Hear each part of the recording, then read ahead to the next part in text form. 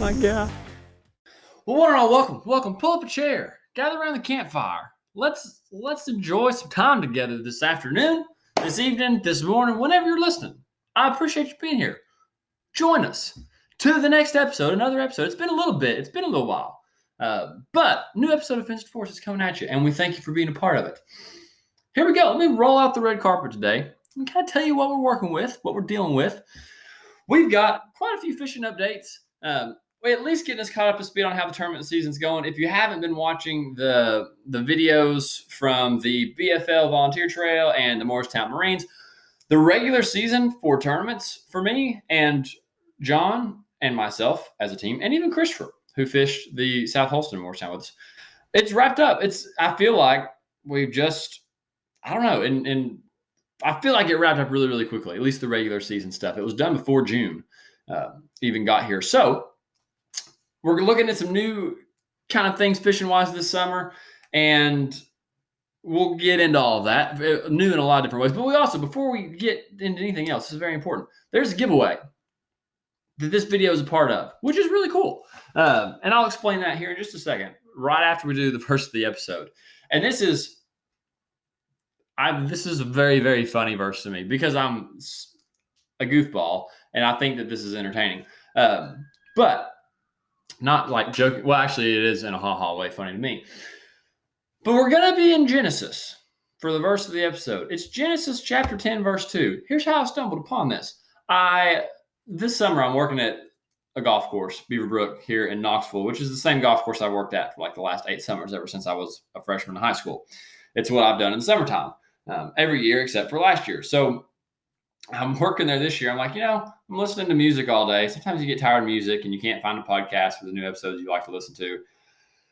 And I'm like, I want to go. I'll see if I can just listen to as much of the Bible as I can this summer on audio, which is not the same as reading it because you're not the one reading it, and you can't like mark something up when you're listening to it. But I was like, I'll see how much I can get listened to at the golf course before the summer gets up.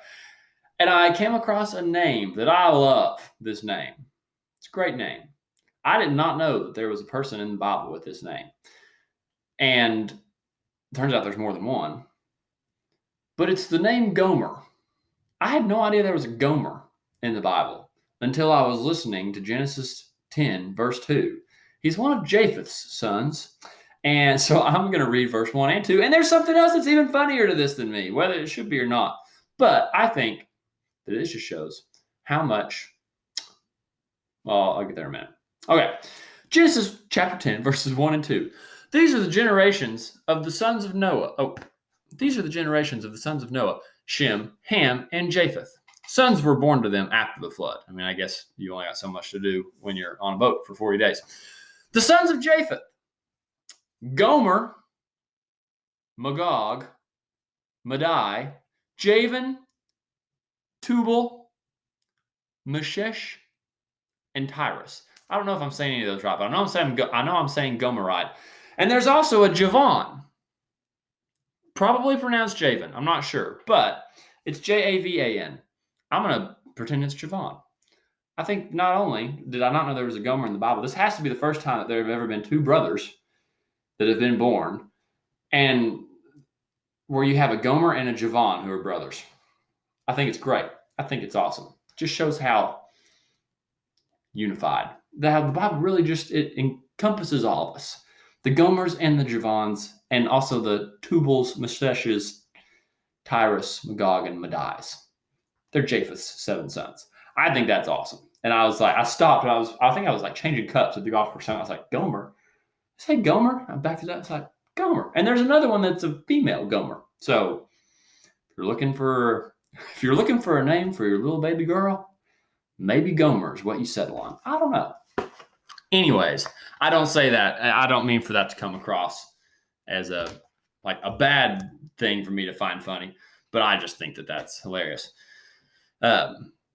Just because the only reason I think that's funny is because I don't see anybody in my head other than Gomer Pyle being born to Japheth in biblical times. Is here's our son Gomer. And hi y'all, how's it going? I just think that's funny. Okay. I also don't think that any Gomers nowadays have children named Ashkenaz, Rapath, I don't know, and Togarmah. Anyways, all right. So that's the verse of the day. I just thought I had to share. All right.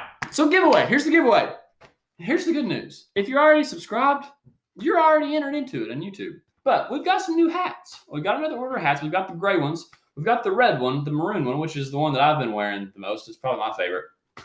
We've got the Loden green, the kind of army-ish green looking, solid green one. More of the grays. And we also now have a camo one. I thought it was a little bit less of the kind of like stock camo like that, but it turned out looking pretty good. So camo, gray, maroon, and green. And you can win one. You can win one 2 different ways. We're giving 2 of them away on Monday. So this is probably getting uploaded on Saturday night.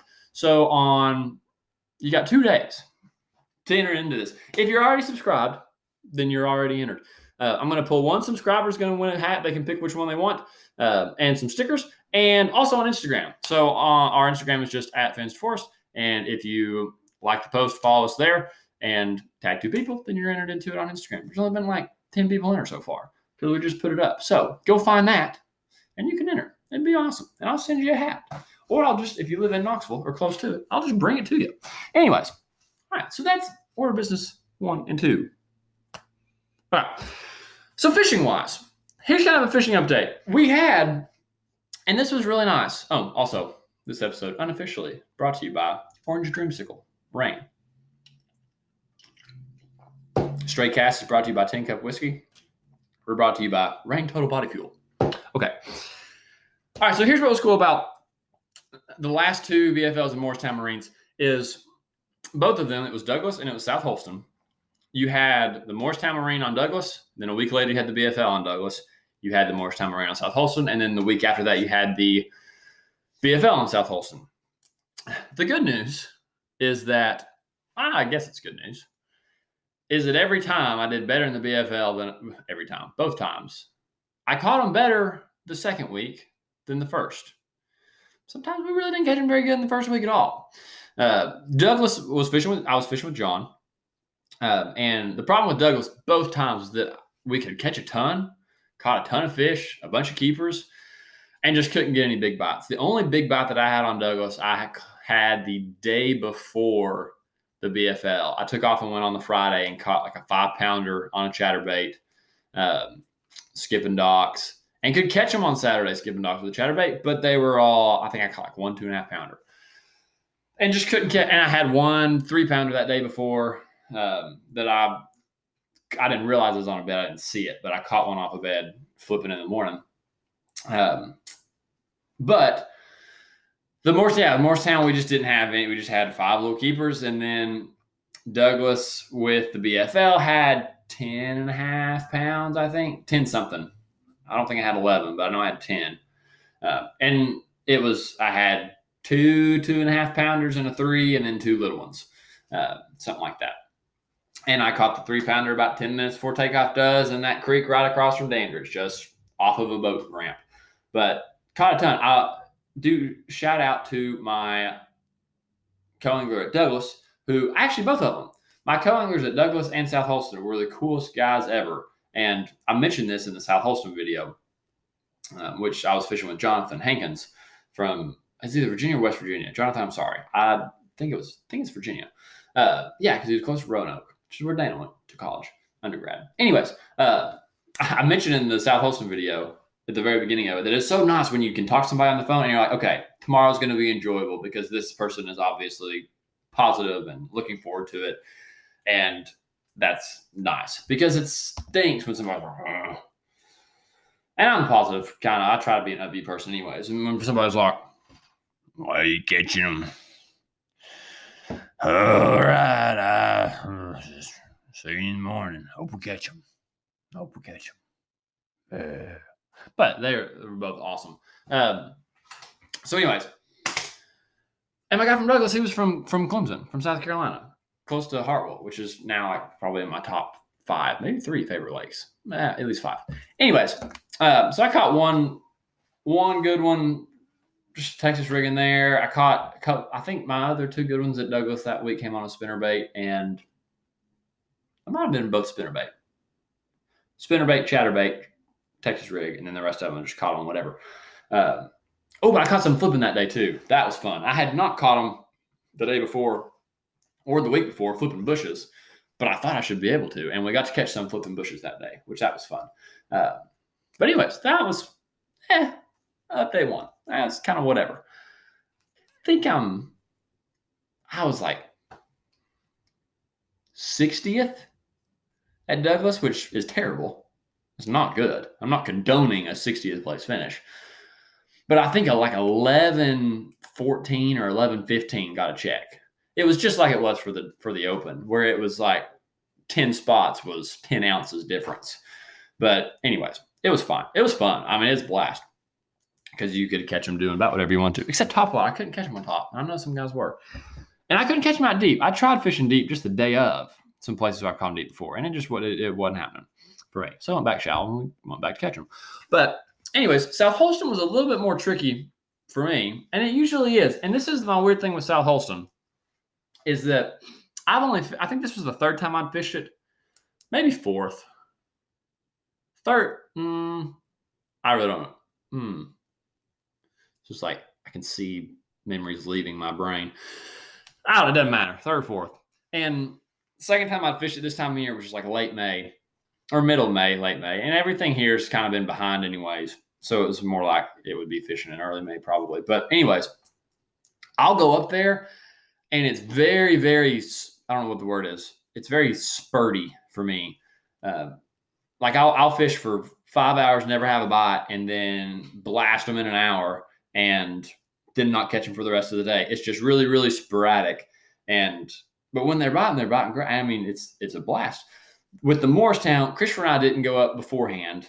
That's not true. We went up we got there to fish about an hour on Friday night. Oh, okay. Important lesson here. I'll circle back. We got to the 421 bridge ramp about an hour before dark on Friday night. And we put the boat in, and we caught 3 or 4, all really solid smallmouth on a swim jig, and he caught one on a spinnerbait. He caught a largemouth on a spinnerbait. That was like in an hour that before. I'm like, dude, this is going to be freaking awesome. They're chewing. And then we caught less fish all Saturday than we did on Friday. And I just talk about feeling clueless. Felt clueless. But the lesson in that is not a fishing lesson. The lesson is if you're going to South Holston and you're somebody like me that you're really cheap because you don't have any money or not enough to go buy a hotel room in Bristol or even Airbnb, if you're just sleeping and you're sleeping at a boat ramp, don't sleep at the 421 bridge ramp. Don't do it. You won't feel safe. I didn't feel safe. Lord, we had guns and we didn't feel safe. No, I mean, but really though, that's just a very popular spot. And unless you like people walking around you all night long, I wouldn't recommend it. Go to Obnob, pay a little $3 and just sleep in the parking lot there. I did that the next weekend at the BFL weekend. Much better. It was great. But yeah, I mean, there's no offense. This is not offensive at all. No offense to the people that live around South Holston. There's not a whole lot of things to do within 45 minutes, probably, maybe an hour. I don't know. Not a whole lot to do other than go to the lake. And so like coming in and out, doing donuts, go swimming, making out on the trunk right next to us, just walking around, doing whatever you want to. That's fine. I would too, if that's where I live. I do it sometimes here. But it doesn't make for the best sleeping quarters. So I don't recommend doing that. But yeah, we just didn't catch them at all. We weren't even going to weigh in, and then we caught 2 in like the last 30 minutes fishing around the marina. It was bizarre. It was kind of weird how awful it was. So still, I did take off that next Friday because I didn't have any classes that day. That's right. The way my school schedule worked out, I didn't have any classes on Friday before the BFL. So I got to go up and fish all day on Friday, which was great. And just because I got to fish an extra day. And I still didn't catch them very good in the BFL. I think I was like 40th. I had 11 pounds, but I only had 4 fish. And I could not catch a 5th one to save my life. I did totally different stuff that week. And this is what's so frustrating, is I consider myself a decent Carolina rig fisherman. I love throwing a Carolina rig. It's one of my favorite things.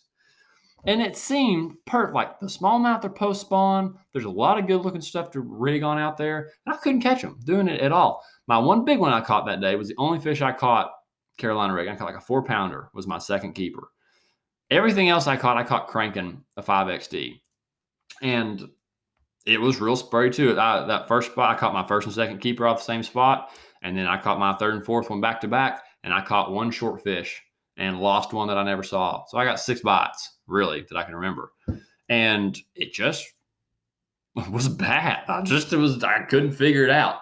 Because really the only thing that I thought, the one thing that I thought had, some potential for me to catch them was either Carolina rigging or just running points with a crankbait all day.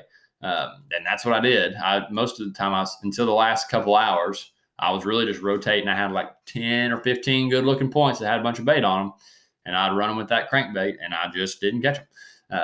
But we had 11 pounds, so at least we kind of salvaged a little bit of pride after sucking it up in the Morristown so bad. Not that I'm condoning a 40th place finish either, but it was better. It was improvement, at least. And that place has just been tricky for me. It's really, if you've never been there, it's really small. It's really pretty. It's a gorgeous place.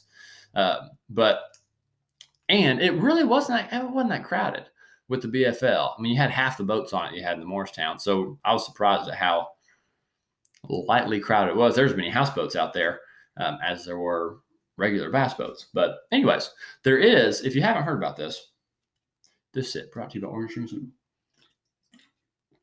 Waiting on your call, Rain. We're waiting on it. We'll welcome you anytime aboard the show. Anyways, there is, if you haven't heard about the Old Walter 2.0 event, this is cool. And if I was going to be in town, I'd fish it. Or it's not really an event. It's just going on all weekend. But they have tagged a bass. I say they. I don't know who it is. Watson's Marine posted it. I don't know if they're the ones doing it or not. But there is one tagged smallmouth in South Holston. His name is, or her name, Old Walter 2.0.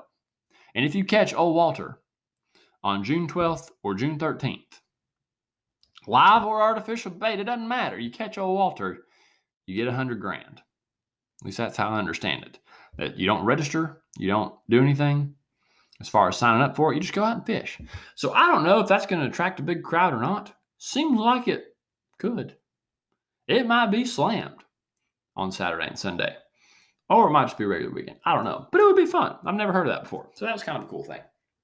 I saw my brother sent it to me.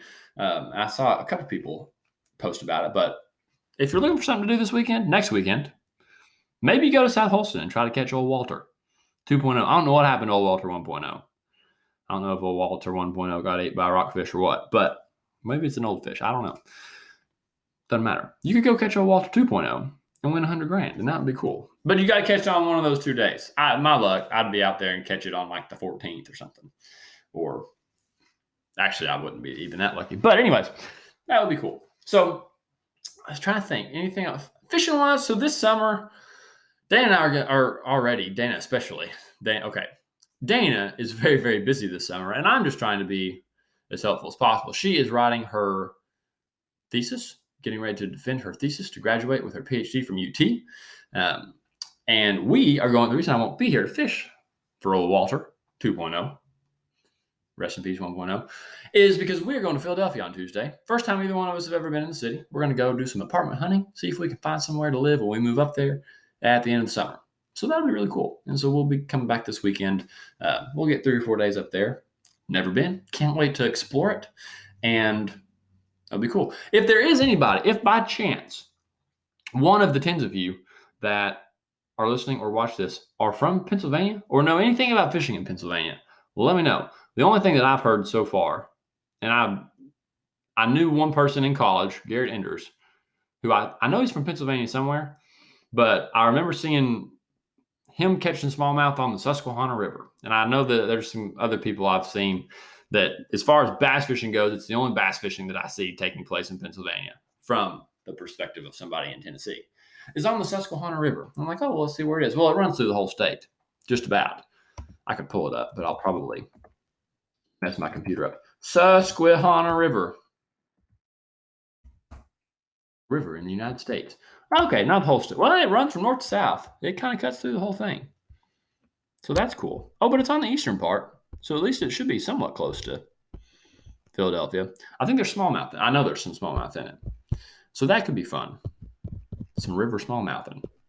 But I wonder, too, how much people really fish for them up there. I don't know. I wonder if it's a lot of guys fishing for walleyes, maybe. I don't know. I've never been. Of course, from Lake Erie. I'll be a little bit closer to the Great Lakes. I've only ever been on Lake Erie one day and St. Clair one day, but I probably caught more smallmouth in those 2 days than I've caught in my entire life put together. Fished with Todd Hollowell on St. Clair on day one of when they were called Everstarts. They're the, Lord, what are they now? Toyota Series. Well, it changes every year. They were Everstarts, they were Costas, they were whatever. But the Toyota Series, we fished the first day and caught the dog crap out of them on St. Clair. That's the only time I've ever had somebody in any of those tournaments I've ever gotten drawn with when they're like, dude, we're going to wreck them tomorrow. Like, we're going to catch a ton. I remember him saying, after we've got 15 pounds apiece, we're not even going to get the net unless we think it's over 3 pounds. I'm like, yeah, right. Well, we did. We freaking just wailed on them. And then went out the second day on Erie and didn't catch as many on Erie, but caught a couple better ones on Erie. But anyways, I'm still not super close to the Great Lakes. I'm trying to look it up right now, how far away Philadelphia is going to be. It still is probably like 5 hours. No, really? Oh, no. I typed in St. Clair, and it took me to St. Clair, Pennsylvania. I'm still not close, but I'm a whole lot closer than I am in Tennessee. It looks like I'm about, give or take, appears to be outside our current range for driving. That's ridiculous. Cleveland looks like it's close to Erie. Cleveland, Ohio. And I'm trying to think of people that I know that live up there. Like Tanner Ward is in Cleveland. No, he's not in Cleveland. But I think Tanner's in Ohio. And Nathan Quince, there's people that I've met in college. He's somewhere up there. I see him fishing Erie all the time. So I'm going to have to hit them up, see if they'd be down to teach me what those smallmouth are all about. But anyways, so just looking forward to new experiences. And from the forest side of things, I know I spend a lot of time on the fins, especially in the spring. Oh, and turkey, yeah, if you were waiting for some turkey hunting content, my apologies. Not very good at it. Not very good at it at all. That's what I've learned. I will tell this story real quick. I had a turkey at about 10 yards that I had in eyesight for about 5 seconds, and I had no idea what I was doing. I was clueless, actually. I was about to leave the lease, and I was walking away from the bird. I didn't know he was there yet. He hadn't gobbled yet. Walking away, I hear a bird gobble. I stop. I'm like, oh, good sign. Sounded like he was just on the other side of the little dip on the lake. Not our property, but if he flew across by some chance, he would be. So I do my little bad little turkey, whatever. Didn't sound very good. Probably. It sounds terrible. And then I stand there for about 10 minutes, and he gobbles again. And he sounds a little closer. It's like, ooh, I better go this way. So I start walking towards him, and he's being quiet. I hadn't heard anything. I'm like, well, I'm just going to sit down. So what does my stupid self do? I just sit down in the middle of this little game trail on the side of this real steep ridge. I'm just going to sit here. See where he gobbles at next. Well, the next time he gobbled, he didn't gobble again. But I'm sitting there. I hadn't sat down for 2 minutes. I don't have a shell in the gun. Nothing. I don't know what's going on. I'm an idiot. And here, the next thing I hear is this. I thought, oh, that sounds like a turkey flying. I look up, and he lands 10 yards in front of me. Lands on the trail I'm sitting on, and I'm sitting behind a tree. It's about that big around. And I'm sitting there with a gun in my lap that doesn't have a shell in it. And there he does. Hits the trail. 10 yards.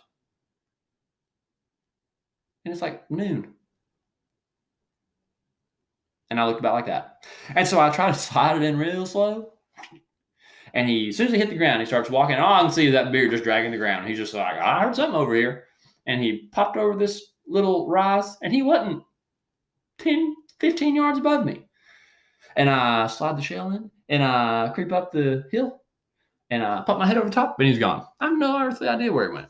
Not a clue. I don't know if he saw me when he hit the ground and just started walking. Or if he was just going that way anyways. Probably was. He pitched right across. Literally landed almost in my lap. And I was just sitting there like Gomer Pyle, like, woohoo, there's a bird. It's ridiculous. That's the extent of my turkey hunting experience. And I did get to go with 2 guys from school. And shout out to John Thomas and Ben Williamson. Thank you for taking me turkey hunting and showing me how it's actually done. Well, almost. Ben missed the bird he shot at. But it was cool. We were in birds a lot. More than I've ever been in birds. And just watching them call and work one was really cool because they're a whole lot better at it than I am.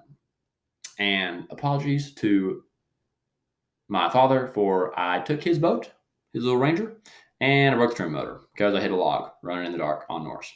Sorry. When we were turkey hunting. Anyways, as the extent of my turkey hunting efforts, the only other thing that I want to touch on, this is what I'm more excited about my hunting opportunities when I get to the North Country than I am fishing at this point. I'm not going to take the boat with me at first because we're going to be moving in like August. I've got maybe 2, maybe 3, maybe 1 tournaments down here in October. So I don't know how that's going to work out just with when we move and timing and everything and money-wise. But I've got some tournaments down here in October, at least one. So there's no point in me dragging the boat up there in August just to turn around and bring it back in October. So I'll probably leave it here in the winter, probably better for it anyways, and then come get it when all the tournaments get going. Because the tournaments that are going to get going in January, February are going to be down south anyways. So probably leave the boat here and spend all my fall worrying about hunting up there and fishing with other people. And shout out to, and I'm going to pull this up and find his name while I'm talking about it. But it looks like I'm going to be wanting to spend as much time hunting in New Jersey as I am in Pennsylvania. My wife's family friend, let's see, is Jeff McCusker, who I go fishing with at the Cape in the summers when we go up there and visit them. I remember him saying something about New Jersey just being loaded with deer in certain parts of it. He's like, dude, you just kill them. They're all over the place. And I reached out to the only person that I've seen on social media that I know that hunts in New Jersey. And his Instagram tag, I'll put it in the bio if I remember. I'll remember. This is me. Remember to put it in the bio. His Instagram tag is archery athlete. His name's Ethan. I'm sorry. Ethan Bruzis. I got to get used to these northern names. I don't know. Bruzzese. Anyways, he hunts in New Jersey. And I sent him a message on Instagram. I was like, hey, I'm not looking, I'm not trying to snag any of your hunting spots. He's like, I just heard that New Jersey's got a ton of deer. And I just want to come shoot a bunch of does even. Because I just like shooting them. Not for the sake of shooting them, but I like to fill a freezer. I just like killing deer. And it's like, I just want to come shoot does. You can have your bucks. But if New Jersey's got as many deer as I've heard that it has, I want to be focusing a lot of time there. And he's like, man, here's what you do.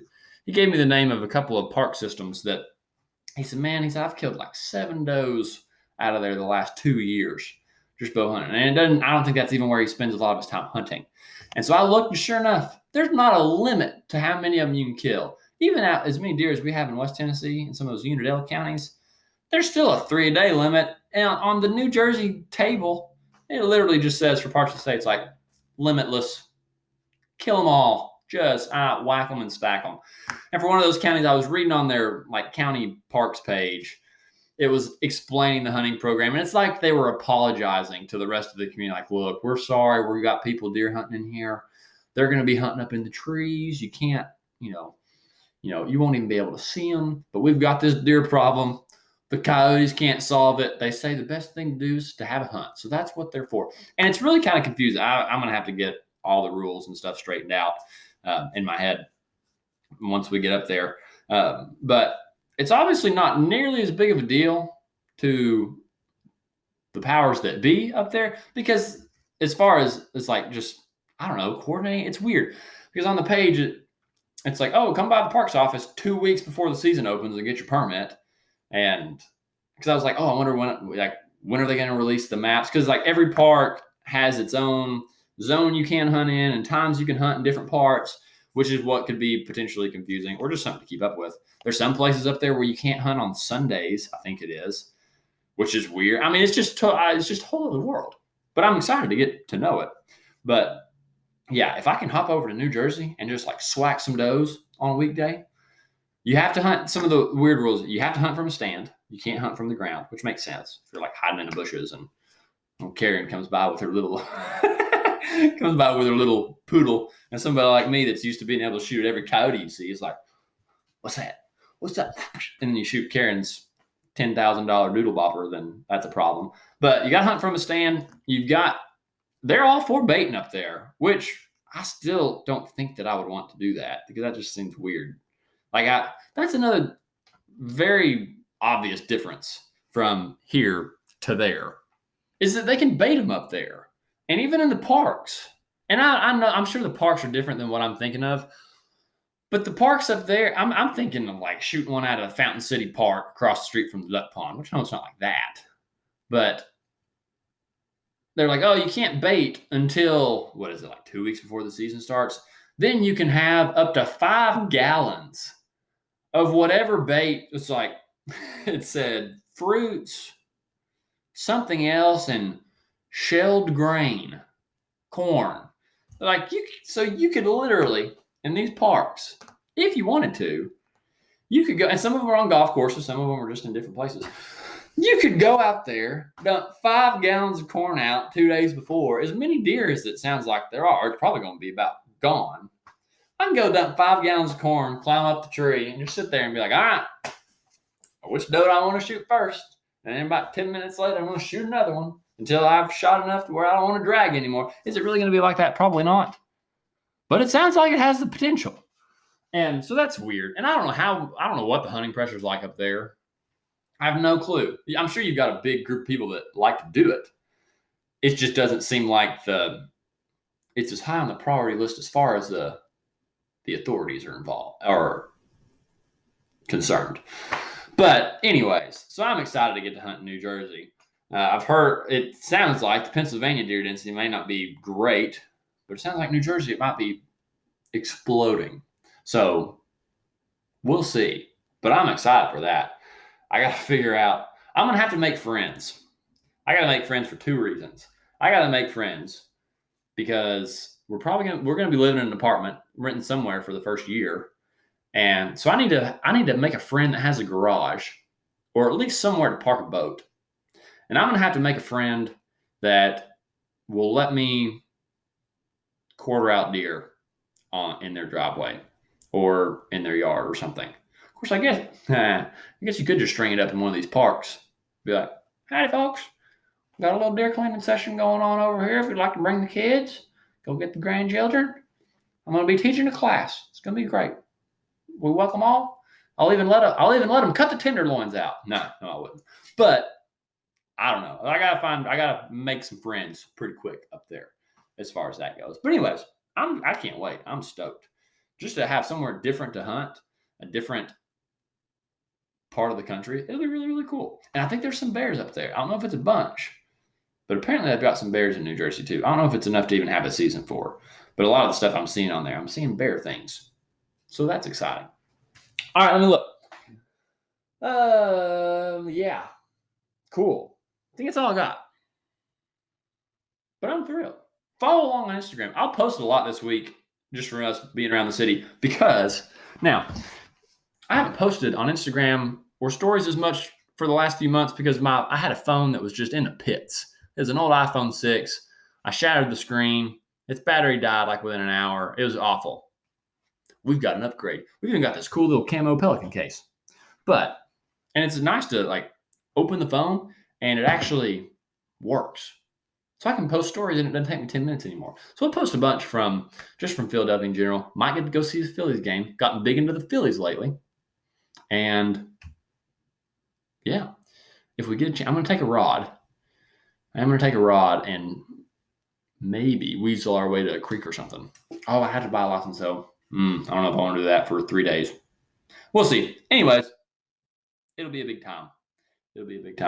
All right. Last thing I'll remind you of is a giveaway. Hit subscribe and you're automatically entered to win a hat. And a sticker. I'll send you 3.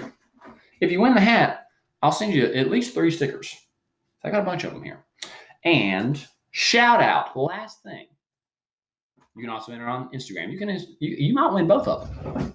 You might win both the Instagram and the YouTube if you enter on both. A shout out to the Gibbs Screaming Eagles. Not Screaming. The Gibbs Eagles baseball team. They won the flipping Division II state championship last week. The boys of Gibbsburg. I've got the little thing they gave me right here. Gibbs High School, Gibbsburg. Boom. All right. That's all I got. Appreciate your time. Thanks for keeping up with us. Maybe if you're having a little girl in the future, you consider naming her Gomer. All right. Have a phenomenal day, a phenomenal week, a phenomenal month, a phenomenal year, and we will see you all next time.